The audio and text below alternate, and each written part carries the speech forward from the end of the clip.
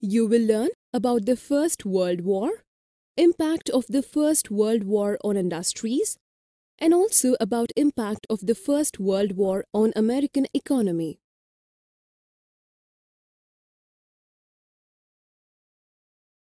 The First World War was mainly fought in Europe, but the impact of the war was felt all over the world. All countries had poor economic and political conditions during the war period.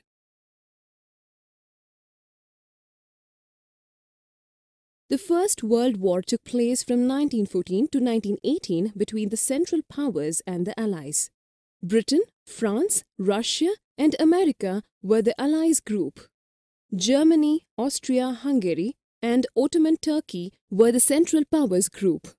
This was the first modern industrial war with the use of machine guns, tanks, aircrafts and chemical weapons.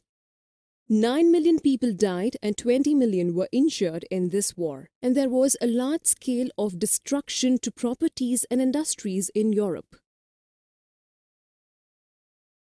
Industrial growth and the competition for the markets by the European powers was the main cause of this war. For this war, majority of men were recruited to the army and to the weapon industries. Many of them were either killed or disabled in the war, and so the earning capacity of most of the families fell down.